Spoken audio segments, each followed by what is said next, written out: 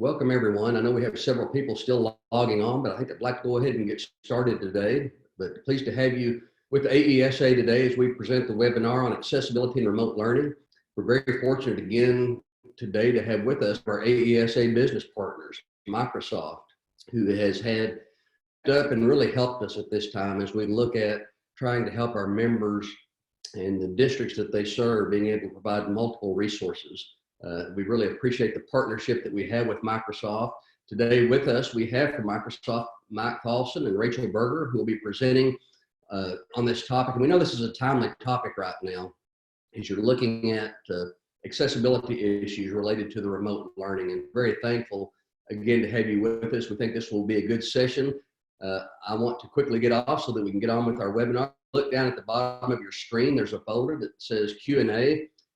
Please feel free to ask questions as you think of them as we go through this webinar. We'll be monitoring this as we go. We'll try to answer some as we go, and then we'll also leave some time at the end to be able to answer. But please participate on that. It's the Q&A folder down at the bottom.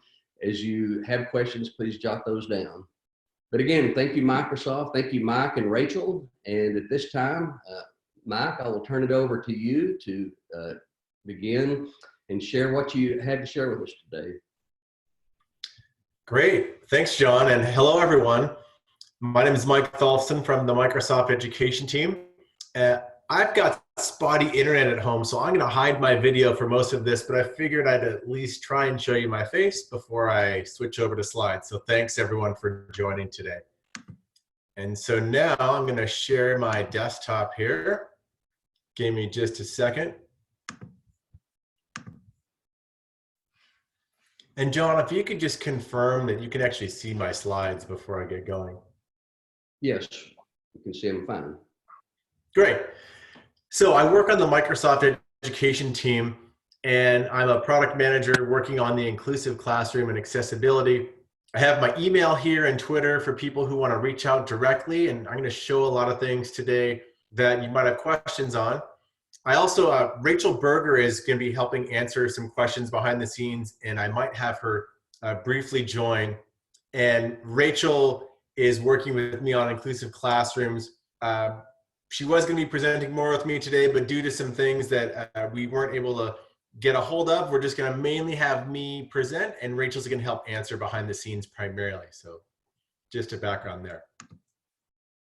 The other thing I've done, because sometimes people will have, they want to see the deck and they'll want to get information at the end. And in case you have to leave early, I really wanted to make sure you had the link to this full inclusive deck. So everything I'm going to show today, all publicly available in a PowerPoint. You can save a copy, you can share it, you can give it to your districts, you can do whatever you want. So I encourage you to snapshot that, and also John will send out links afterwards to make sure you have it. The other thing I put in the front instead of at the back are these. Everything I'm going to show today for inclusive reading, writing, math, and communication, everything I'm going to show in demo is captured in these interactive guides that are on this slide right here. The links are there. They're fully shareable. They're click through. They only take 8 to 10 minutes. So if you're sitting there like 30 minutes from now and you're saying, oh, Mike just showed me this really cool thing. I can't remember what button he clicked. I've totally forgotten already. Don't worry. It's all these interactive guides. So these are your best friends. If you take away anything from today, make sure these interactive guides, because share them with your districts, with the parents, with the students. Anyone can use these. And so with that, we'll talk about Microsoft's mission in education just at a high level before we get into the nuts and bolts demos. We want to empower every person on the planet to achieve more. And our education mission is empowering every student on the planet to achieve more. And that mission is really about inclusion and accessibility. We don't say we want to empower 86% of the students. We don't say we're trying to empower 93%. We want to empower 100% of students. And this is a snapshot of the United States, survey of 14,000 teachers. We have almost 3/4 of classrooms with 4 or more reading levels. We have almost 3/4 of classrooms that have special education students. And over half of classrooms have non-native speakers or English language learners. And then on the educator side, almost 50% of time can be spent managing diverse student needs, personalization, differentiation, and assistive technology.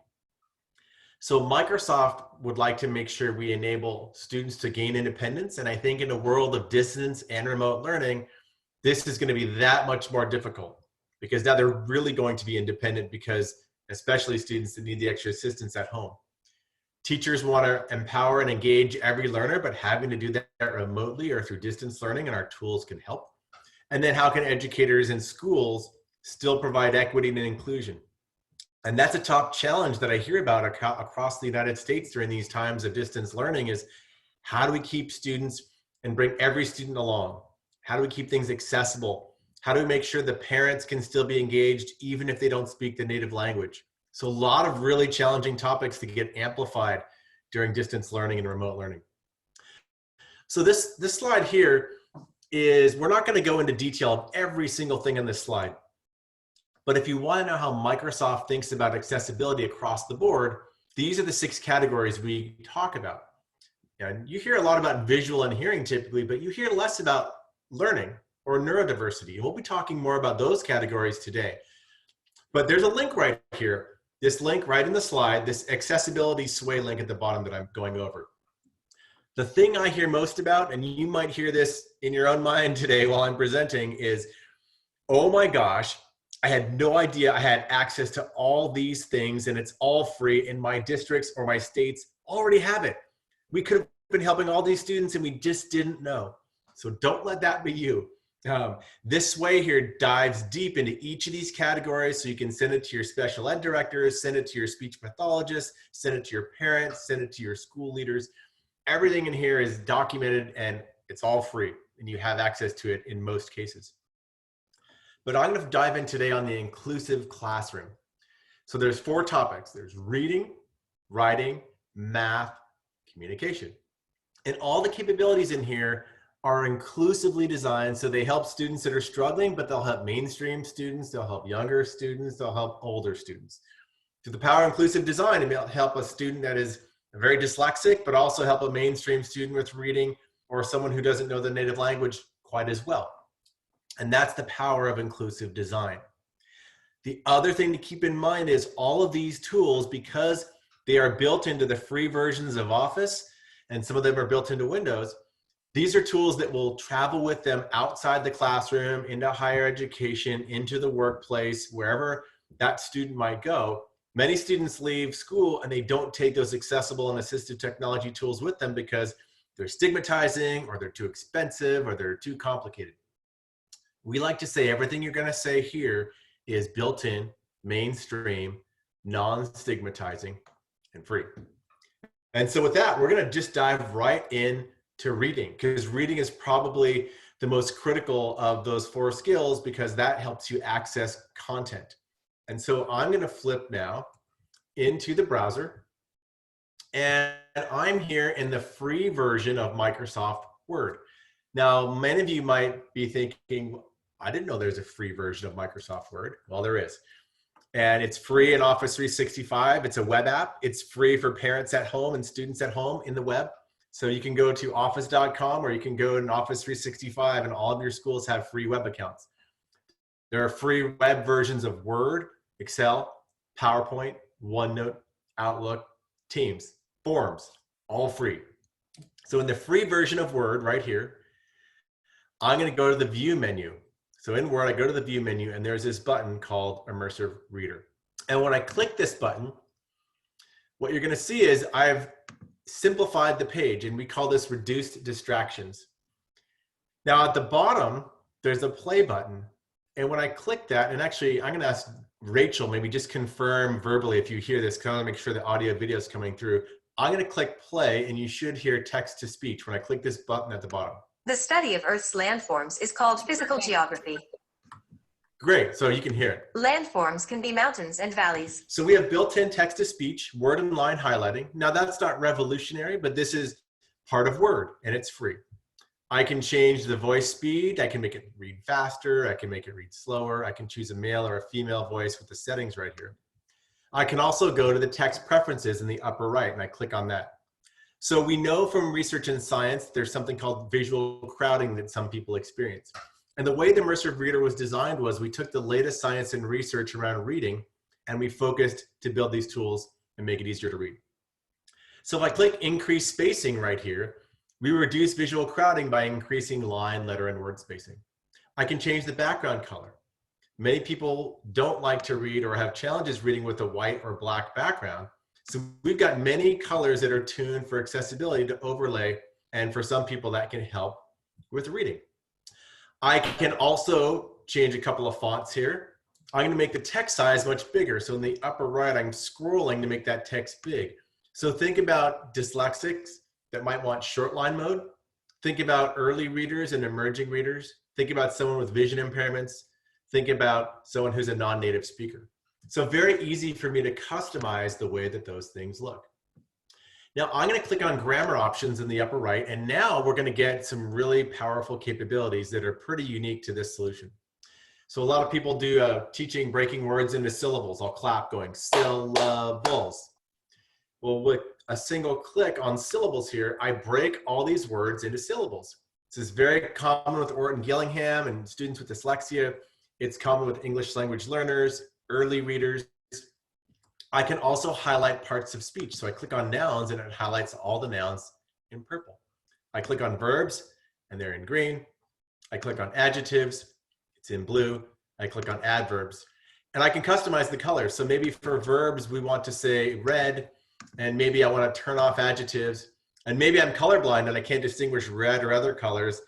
Maybe I click show labels. And now we put a little visual distinguishing mark above that part of speech. So you can see how customizable this is. And students can choose to use one, some, or all of these features. It's up to him or her, because we have 5-year-olds using this, 10-year-olds, college students. So very personalizable and customizable. Now, the other thing I can do is I'm going to change the background color to blue here, and we're going to go to reading preferences. And I'm going to turn on reading preferences. We have something that's called line focus, and I'm going to click on line focus, and that's like a reading ruler. So we abstract the text with an overlay. And so I hit play. Valleys. They can also be glaciers or rivers. Landforms are sometimes called. So it scrolls it automatically. My eye stays in the same place. I can scroll this up or down. So I'm clicking the arrows on the right-hand side, and I can scroll my little reading ruler, and I can choose 1 line or 3 lines or 5 lines. It's very easy to customize. I can also click on a word and get a picture dictionary. So I click on that and I read it out loud. Earths. Or mountains. Mountains. Valleys. Valleys. Valleys. So a picture dictionary is built in. And if I go to reading preferences, I can now translate. Think about your English language learners. I can translate in over 65 languages. I'll just go down and choose Spanish, for example. And I turn on by word translation. So now when I click on a single word, I get earths. Earths. And then it says Spanish. Tierra. Tierra. And it switches that read loud voice in real time. Mountains. Montañas. And if I go back to reading preferences in the upper right, now I'm going to translate the entire document. So I click on document and look what happens. Everything just translated into Spanish. The syllables are broken into Spanish. I can highlight the Spanish parts of speech. And when I hit play, El estudio de las formas terrestres de la Tierra se llama geografía física. and if that's too fast, I can slow it down with my little voice speed. So I'll make it a little slower and click play. Física. Las formas de tierra pueden ser And if I want to do that in French, again, I can just go back to original here. I click original, Spanish up at the top. I'm clicking between the two. Now, if I want French, it's very easy. I just drop down the languages. I go and choose French, and I do the document, and let's hear it in French. L'étude des reliefs terrestres s'appelle la géographie physique. So incredibly powerful technology that is, this is just all in Word. You might have forgotten, we're just in boring old Word in the web. So this immersive reader on the view menu is built into Word. It's built into OneNote, Flipgrid, Teams, Outlook. It's in Microsoft Forms. We've put this into many different places. And so that's part of the power when these things are built in. Now, the other place that it is in, sorry, the little zoom bar keeps jumping in my way. I'm in something called the Edge browser. And if you don't know what Edge is, it's just like Google Chrome, but it's a Microsoft browser called Edge, and it's free. And it's on Windows 10 and Mac and iPad. You say, well, why would I want to use Edge when I've already got Chrome? Well, one thing Edge has is I can double click on any word and right click and say, read aloud. So I'm going to read aloud from this Wikipedia page. The Colosseum could hold an estimated 50,000 to 80,000 spectators at various points of its history over. So that's any web page. So with the Edge browser for free, your students at home could read aloud on any web page in the world, and it'll highlight it just like we saw there. So that's just built in and part of Edge. The last thing I'm going to show is really powerful technology. One of your assignments today, I'm going to give you a couple. One of them is download the free iOS or Android app, free on your phone, called Office Lens. It's a Microsoft free app called Office Lens. It's like a hand scanner, take pictures. So I took a picture of a book with Office Lens here, and I sent it into, this is now OneNote. This is the free digital notebook. So OneNote's free in the web, it's free on Windows 10, it's free on the Mac, it's free on any platform, it's part of Office. I took a picture of a Harry Potter book, and I sent that picture into OneNote. Now in OneNote, I go to the View menu, just like in Word, and there's an Immersive Reader button. Same, same icon. Now when I click Immersive Reader on this picture, watch what happens. We run OCR automatically on Harry Potter, and I can read Harry Potter out loud now. His progress, its head revolving on its long neck. If he kept this up, it... So I can do syllables, I can do parts of speech, I can change the background color, increase spacing. I can also translate. So if I want to hear Harry Potter in Italian, let's hear Harry Potter in Italian, I'll change the document and read it out loud. Il suo progresso, la sua testa che ruotava sul suo collo lungo se avesse continuato. So there's Italian Harry Potter. And that all came from a picture. So that is universal content access. Students can be at home, snap a photo with Office Lens, send it to OneNote, and they can access all this information. So those are really powerful capabilities that are all free, all in the Immersive Reader. Now, some of you, I'm sure, are saying, wait, that Immersive Reader looked cool. I can't remember those buttons he was clicking. What do I do? We'll make sure to get that into the chat window on the inclusive reading demo. There's some great guides on that. And so in terms of Immersive Reader, it's being used in special education classes. So dyslexia, dysgraphia, ADHD, and actually maybe Rachel, because you have a couple of children who are students with dyslexia. If you briefly wanted to share with the folks, you're a parent and you've been involved with a lot of these technologies. What's been the impact of what you've been seeing, including with some of your own kids? Sure. The impact of what I'm seeing is that these tools are able to remove commonly experienced barriers experienced by students who have dyslexia, dysgraphia, dyscalculia. In terms of my own two kids, it's greatly helping with their capabilities on reading content and being able to, and their writing as well. So one of my sons has a real difficult time with being able to get the content out of his head onto paper in a very sequential manner that is indicative of his actual thoughts and his grade level abilities. So these tools just really, again, remove the barriers and enable them to personalize in a way that they learn best and demonstrate best, and also help them to be able to engage in content in a way that they haven't been able to do before.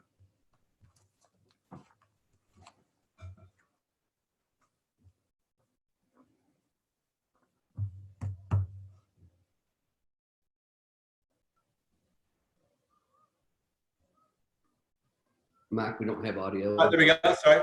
Thank you very much. So we've got older students in middle school and high school using this.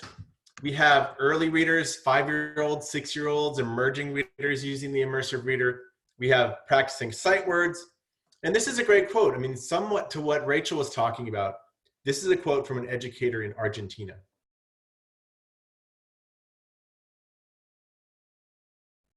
And I think this really speaks to the power of the impact of these, again, built-in, mainstream, non-stigmatizing and free tools.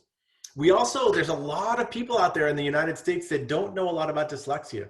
So Microsoft partnered with the nonprofit Made by Dyslexia, and we put together 2 different 1-hour dyslexia awareness and curriculum courses that are free and available for any educator or parent in the country. And they're short little snippet videos and content that explain dyslexia awareness, strengths, challenges, the inclusive classroom. But we've had over 200,000 educators go through these courses. And so these are great to share with your constituents and great to share with your states, because if 15% of the population is estimated to be dyslexic in the United States, that's a very large population. And a lot of teachers did not study dyslexia very in depth in teacher college. The last thing I'll cover on Immersive Reader in terms of new things, we've got Immersive Reader now integrated into many different systems. So outside of just Word and Teams and OneNote and Microsoft apps, Immersive Reader is now in places like Canvas, the learning management system. So it's integrated in other apps out there. So any text or any content can be integrated into Immersive Reader. So these are new ones like Nearpod, Pear Deck, ThingLink, Oxford Press, PowerSchool, Wonderopolis. All of these apps have been integrating Immersive Reader. I showed it in the Edge browser. This one I want to spend this is really powerful. We talked about Office Lens. So again, your assignment, install the free iPad or iPhone version of Office Lens. It's on iOS as well as Android. Think about students at home for remote learning or distance learning, and think about students with learning differences, and think about students that don't speak the native language or their parents. So here's an iPhone. I'm going to hit play, and Office Lens, I can snap a picture of a book like this, and I will say, send it to Immersive Reader at the bottom. Click Immersive Reader. We run optical character recognition. So now, Sarah Cynthia Sylvia Stout would not take the garbage out. we run OCR, and immediately that whole page of a book, I can do all those things with Immersive Reader too. Syllables, parts of speech, different background colors. I can even translate this into Spanish. So let's say I want to take a picture of an English book and translate it to Spanish, easy. And I can read it out loud or picture dictionary. Jamones. Y aunque su papá gritaba y gritaba, ella simplemente no sacaba la basura. So that is the Office Lens app, and this is free. So, install this now and play with it. It's very powerful. Immersive Reader is on the iOS versions. Immersive Reader is coming to Office Lens Android in about a month. So it's not quite there on your Android phones, but any iPhone or iPad, students and teachers and parents can do this right now, and it's pretty powerful. Also, we have Immersive Reader in forms and formative assessment. So if you have quizzes and forms you're giving, this means the students can now have them read out loud at home because there's not someone in accommodation to read that quiz out loud or that assessment. This can be used at home.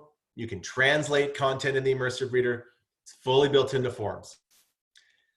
There's a great professional development site. I'm not going to pull it up, but we do have this link all about Immersive Reader, which is all about a deep dive demo, the research behind Immersive Reader, the interactive guides that I talked about, and a whole lot more information for people who want to really dig into Immersive Reader. It's right in there.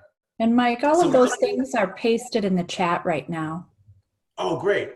I was actually going to stop screen sharing just for a second and see if there are any key questions that are left over or I should answer before I just move on to the next section. So I've already answered a couple of them. There were only a couple. One question that just popped up, is Office Lens similar to the Notes app on an iPhone? No, and it's not. It's way better. Much better is actually what it is, right? It's very different. Office Lens is a photo scanning app that does a bunch of AI to do cool things with photos or text or images you take. It's not really a note-taking app, but you can send your images to other things. So I could take a picture of a sign and send it to OneNote or send it to Word or annotate on top of it. But I can also, it runs optical character recognition. So I could take a picture of a sign or a menu and then have it go to Immersive Reader and read it out loud, for example. Well, the Notes app does also do the scanning of the document, but it doesn't have the same capabilities that OneNote has. It's like a fraction of what Office Lens is. I see. That makes sense, right? It's the Notes app scans, but it doesn't have Immersive Reader, that full experience for everybody. Correct. Okay. Any that other was questions? probably the only question. Okay. I'm going to go back and we're going to move on to writing now. So inclusive writing. So dictation and editor are really critical capabilities that we're going to talk about. This is a quote from a school for dyslexia where we ran a study. And the head teacher at that school for dyslexia said, our pupils without exception hate writing, and the learning tools transformed our writing. And that's a mix of dictation as well as immersive reader going back and forth. Many students like to use dictation and then hear their words read aloud as well. So this is a screenshot of an 11-year-old girl who is severely dyslexic and dysgraphic and was trying to write a 100-word essay. And they let her use the learning tools in OneNote, so things like dictation and immersive reader, and she was able to produce this independently on her own in less than an hour, which for her was the record amount of content she was able to get out onto the page. Now we also have, this is, and Rachel, I'll have you speak to this, we have permission, Rachel's son, who's in 7th grade at the time, he's severely dyslexic and dysgraphic. And on the left was him trying to write down his story. And then on the right, you can see this is using dictation that is built into Word. And so, Rachel, I don't know if you briefly want to talk about Trig and his journey. Sure, I'll share it. So my son Trig, who's currently in 8th grade, is dyslexic, dysgraphic, and has dyscalculia. So he's got the triple lottery there. And frequently he, we have told him having dyslexia is a gift, which it can be, but he wants to know where the return line is because he's not finding any of the gifts right now. So in this instance, yes, he was asked to write a 1-page story for language arts. And as you can see on the left, it's a very difficult task for him to manually write. So the manual task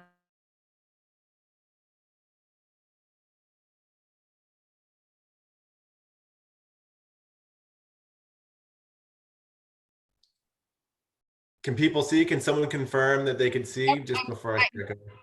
I can't, but I'm seeing chats that everybody can see. Okay, I'm just going to keep rolling. Please interrupt me if people can't see. Okay, so what I'm going to do now is switch over into the free version of Word and show dictation and then something called editor. So a lot of people don't know Microsoft now has built-in speech-to-text in Word, PowerPoint, Outlook, and in OneNote. And it's in the web, it's in desktop, and in many places it's on the Mac. So I'm on the Home tab here, and over on the right, you'll see a Dictate button. And if I click that, I can get high-grade speech-to-text. So I just click Start Writing. And again, we have this not only in Word and the web, we have this, if I pull up PowerPoint here, if I go to the Home tab, you can dictate right here. So I'm in the Home tab, and there's a Dictate button. We support many languages, English, Spanish, Chinese, French, German, Italian, and many more. So on the Home tab in Office, we've got dictation that's been rolled out everywhere. So students that are at home, maybe they use some expensive speech-to-text dictation in school, they should know they have this as part of the free Office 365 in the web or in the desktop. And so again, you can just pull up Word in Office 365 and go to the Home tab and it's right there. The other thing that we just rolled out is if you go to the Review tab, there's a next generation spell checker that's called Editor. And when I click on Editor, watch what happens. This is not your mother or father's spell checker. Thinking about dyslexia and dysgraphia, Editor will go and count up all the different things that are happening. So in this case, I've got 7 spelling errors, 1 grammar error, but then a bunch of these new refinements that I'll talk about. So I drill into spelling. This is your standard spell checker. It's in the web and it's handy as I can go through it like this. But I can also drill into grammar. Then there's these new refinements. So things like clarity and conciseness. I did not see nothing versus anything. Maybe it's something around recruiting versus headhunting. So it helps me give more clear words as I'm going through my document. Even things like formality. Go bananas, maybe I say go wild. And there's places like I say barfed versus vomit. Inclusiveness, if I'm using stewardesses, which is pretty old school, maybe I want to say flight attendants. And things like geopolitical references. So all of these capabilities are your next generation spell checker. And it's called Editor. It just came out, again, on the Review tab. on Word for the web. I'll show you on the desktop as well. Just launch a document really quick here. Same thing. If you go to the review menu, there's editor right there in Word. And this is just rolling out now. So next generation spell checking is now built into Word. It's kind of like Grammarly, if you've heard of Grammarly. So a quote from an educator who've been using these writing tools, and Rachel, you can maybe paste that. We have an inclusive writing demo that Rachel can paste the link to that has all the things I'm showing in an interactive click through. I have a student who is only writing 3 to 4 sentences before I learned about these tools. He's now writing 2.5 pages independently with editor and dictation. And this is changing lives. So really powerful tools for writing. Now I'm gonna go right into math just because we had that Zoom explosion. I wanna make sure I don't get too far behind, but I'm gonna talk about inclusive math next. And that's a topic that usually doesn't get a lot of coverage because honestly, it's hard to do math on a keyboard. And also usually the accessibility tools for math are very expensive and complicated. And we're gonna show you some things that are super simple and free. So challenges for students could be dyslexia, ADHD, dyscalculia, mobility impairments. How do we let students have more independence, especially when they're having to work from home and doing distance learning and remote learning? It can be extra hard in those situations. So we're back here in OneNote, and I'm in the free version of OneNote. This is the Windows 10 version of OneNote. Also know that this is free in the web version of OneNote. So if they're on Chromebooks, this all works too. And this works with digital inking. So I've got OneNote's a free digital binder. It's like a notebook, and we're not going to go into a big OneNote demo, but I can do digital inking in OneNote. So here I've got digital inking. This also though works with typed math. So this isn't, if I had a typed math equation just like this, all the math features work with a typed math equation as well. So if I go to the insert menu and I go to math, I can select an action. I'm gonna make this a little smaller. And actually, I'm gonna do it in the inking one. It's a little funner to do with digital ink, but you can see it works with typed math as well. So here's a math equation. I'm on the insert menu, and I'm gonna click on math. So it converts that ink into math, and I'm gonna select an action. And let's show graph both sides in 2D. And look at that, it gives me a nice little graph that I can interactively move my cursor on and explore the different points. I can click insert onto a page, and now this graph is right in the middle of the page. I can resize it. I can also solve it. So I click down this and I say solve for X, and it will solve the equation right here. And I can even say show the steps. So I'll show steps for completing the square. And look at this, it works out the instructions. So if I'm at home trying to get help with math, I can use this to help work through the steps and really understand how this is going. And again, with independent, remote, and distance learning, this is even more important. So now let's say I experience visual crowding. Maybe I'm dyslexic, maybe it's hard to have all the letters and words and equations and numbers mixed together here. Well, there's an immersive reader button in the upper right. There's this little icon that says open an immersive reader. So if I click the immersive reader button right here, the full immersive reader is now working on math. So everything we showed with the immersive reader, I'm gonna make it blue. Let's do line focus. I'm gonna scroll down a little bit. It works for math equations. In the form, x squared plus bx equals c. 5x squared plus 3x minus 7 equals 0. And if I maybe don't speak the native language, and maybe at home my parents want to help, I can go to the immersive reader and I can translate that. So if I want to translate that story problem into Spanish, I do translate document. And now the entire document is in Spanish. Ecuación debe estar primero en la X. So that is fully inclusive math, and that's free, and it's built right into OneNote, and it works in the web as well. So I'm going to close this math pane, and I'm going to select the same equation again. And this time, I'll go Insert in OneNote. And way over here, there's a Math button. I'll click Math.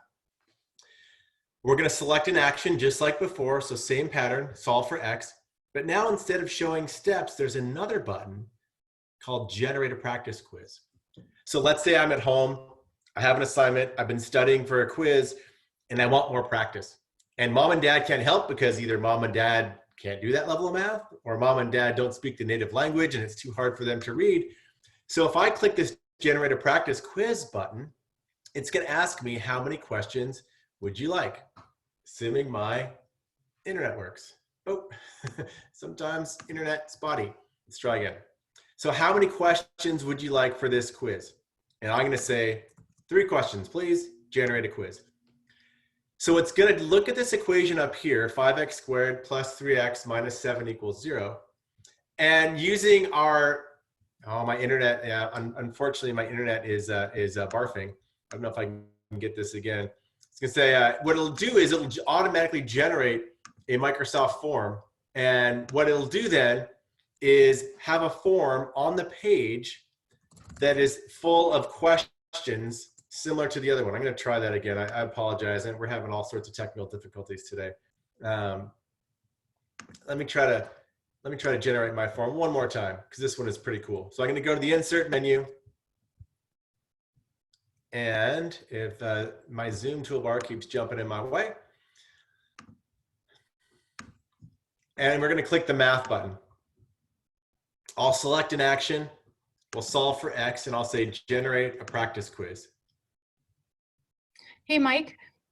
Yeah. Somebody has a question about, does OneNote work with JAWS, J-A-W-S, for students who are blind or low vision? Yes, it does. OneNote does work with JAWS. Okay. Okay, there goes the internet. Works this time. So I generated a practice quiz, and see how it embeds this Microsoft form onto my OneNote page. So it generated 3 new questions for me that are similar but different than the question up here, 5x squared plus 3x minus 7. So now as a student, I can independently go through and click on these questions, practice on my own, click submit. And because it is a form in my own OneNote, I can view my own results. I guessed them all wrong, good for me.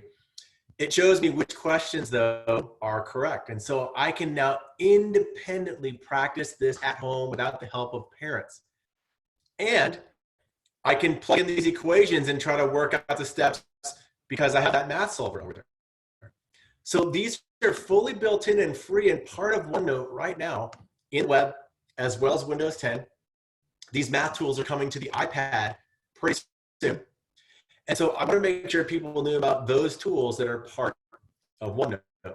So I'm going to stop sharing it and answer some questions. Yep, we got one more out here. Someone said they don't see the edit button in the left corner and asked what version this feature is in. It's an insert button in OneNote. It's not an edit button, it's an insert. Okay. That makes sense. So what I was going to say is, Rachel, if you want to put so for all of you who are sitting there saying, oh my gosh, I'll never remember all those things that Mike just did. The good news is we have that interactive guide, inclusive math demo, and you can use it. You can share it with others, and you can also make it so anyone can access that. Parents, educator friends, students. So Rachel, if you want to put that interactive guide for math into the chat window, and it's also in this deck, the click through of exactly the steps I just did, you can practice again and again in this guide. The guide is only 8 to 10 minutes long. It's pretty quick.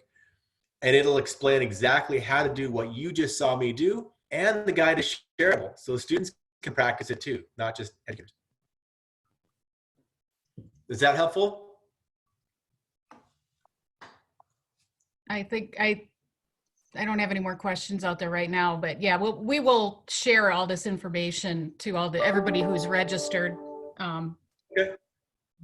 Shortly after the webinar. So the next one I'm going to show is PowerPoint. This is student and parent communication. And I can show PowerPoint desktop, web, and Mac live captions. And this feature is quite cool. So first I'm going to turn it on, and then I'll explain how you can set this up yourself.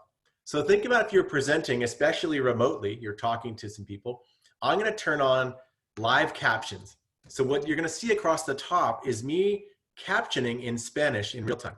So across the top, you're seeing everything I'm saying being translated and captioned into Spanish. And I can choose many different languages. I can right click, I'm going to go, let's put the subtitle settings along the bottom.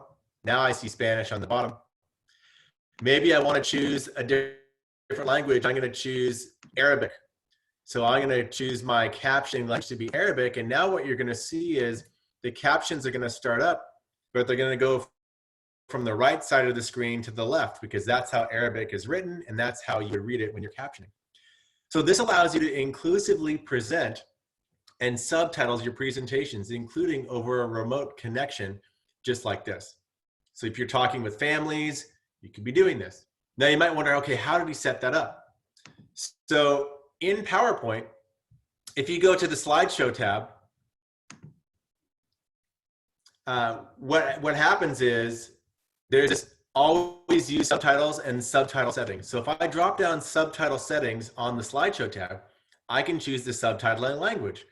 You know, maybe I want to choose Japanese. And you can choose the language you're speaking in. So if you speak Spanish and you want it to translate to Japanese, choose Spanish as the spoken language.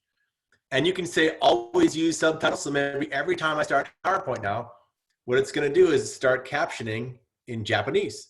So now I've got Japanese captioning along the bottom of the PowerPoint deck. So really powerful and inclusive. The other thing, and this is your other assignment for today, is download the free Microsoft Translator app. It's free on iPad, iPhone, and Android. Why should you do that? Well, Translator allows, it's using the same technology. So PowerPoint uses Microsoft Translator technology. And what that means is you can start a translator session as a teacher or an administrator, and other people can use their phones or website or web browser to connect to your sessions and get captions just like you're seeing here. So what does that mean? So for deaf and hard of hearing students, you could be talking remotely for distance learning. This young man here has the translator website, and everything the teacher's saying is captioned here, and the student can type back and it goes back to teacher. Well, what if the students don't speak the same language as you? No problem. Here's an educator. He's speaking English, and he generates a join code. So the way these translator sessions work are join codes, and don't worry, it's all in the interactive guide, so you don't have to remember everything I'm saying. You just understand the concept is probably most important. All these Chinese students have connected their phones up to his translator session. So they're getting what he says in English translated and captioned in Chinese on their phone, and they're talking back in Chinese, typing or speaking, and it goes back to him in his screen in English. And this can happen with multiple people. And this is where you have to slow down and think about what will happen. He's up front talking in English, and he started a translator session. All of these parents connected their phones and set their different languages. So she speaks Chinese, she speaks Spanish, she speaks Korean, she speaks Japanese. As he's talking in English, it's going to their phones in those different languages in real time. So the mother who speaks Chinese is seeing this on her phone. And when she talks back in Chinese, it goes back to the gentleman up front in English. So it allows them to communicate in real time with large numbers of people who do not speak the same language. I think where this gets most important in the area of remote and distance learning is parent-teacher conferences. For example, New York City canceled all in-person parent-teacher conferences, and they have an incredibly high non-native speaker parent population. So now, here's a principal. They're using their phone to communicate with Microsoft Translator and have a full discussion in real time across different languages. So what does that mean for your states? That means any educator, special education teacher, or administrator could use these free apps, and the parent, as long as they have an Android phone, a web browser, or an iPhone, can connect using Translator and have a full conversation and understand everything that's happening, which is critical when you can't be in person. And Mike, can I get a question in here? Carol is asking, does this translation also work with Microsoft Teams? Teams has a captioning component. You would have to use this in conjunction with Teams. So you could have a phone that is doing all the reading back. We're adding translation in the future, but it's not part of Teams at this point, but it will be in the future. Okay. One other, we had an earlier question too from David. Is all of this available in the commercial version of Office 365? Yes. and the education versions. Great. Thank you. This is a quote from an educator. I severely underestimated the impact the Translator app would have on district leaders, newcomer students, and their parents in one short year. And with remote distance learning, family engagement becomes that much more difficult. And so this is a great way. It's kind of magical when it happens, and we've documented exactly like how to have parent-teacher conferences. We even have the how to install this app in a PDF in 65 languages. So you could send an email that has a PDF attachment to a Vietnamese speaking parent that says in Vietnamese, here's where to install this app. Here's what it's called. I will send you a join code. Here's how to get started. So all this is documented. We have PD and professional development 5-minute videos. We've got how to have a parent-teacher conference. We've got how to engage multiple non-native speaking parents at the same time with Translator. But this is fully available, and it's in an interactive guide. So we've got an inclusive communication guide where all of this is documented, and hopefully Rachel's already put it into the chat window. And I'm just about wrapping up here. And this is a great quote from Marley Matlin. No one should have to ask for access. It should just be there. And to me, that really says that's the built-in, mainstream, non-stigmatizing, and free. And so all these tools you saw today, they're all free. They're all available now. And they're waiting for your states and your districts to use. So this full deck is publicly available. Reach out on email, mail me questions, reach out on Twitter. I put a lot of resources out on Twitter, especially around the inclusive classroom. And John will send this deck out as well after the webinar.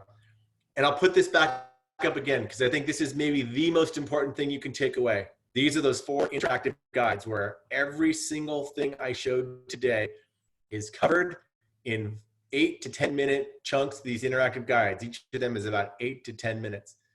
And if you think about the impact you can have on students' lives in your states, those small and rural districts and medium-sized districts, those students are going to have real challenges.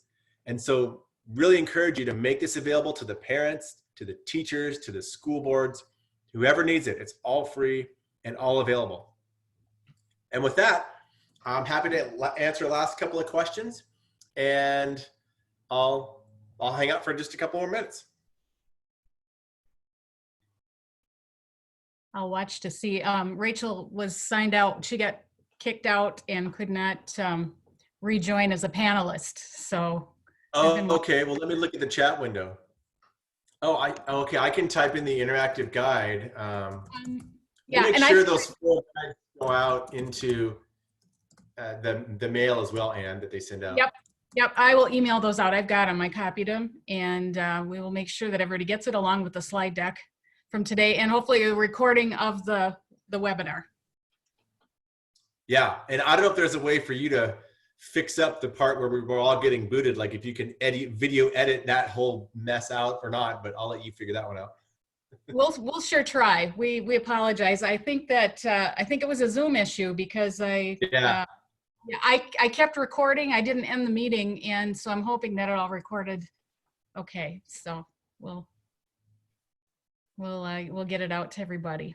But I don't see any more Q&A and compliments come in. Thank you. It was very informative, and we're excited to have everybody on. Thank you all for registering and joining us. And if you're not already a member of the AESA community, our platform, please join. It's a great place to get information about all these interesting things that are going on right now. We've got some great COVID-19 resources posted out there. To find the community, you just go to our website, aesa.us, and up in the right corner, you'll see AESA community. Click on that, and if you're not a member, it'll tell you how to join, or reach out to me and I can help you. And I think, Mike, are you all done? I am. All right. Well, thank you, everybody, and be well, stay safe, and we'll see you next time. Thanks a lot, folks. Bye-bye.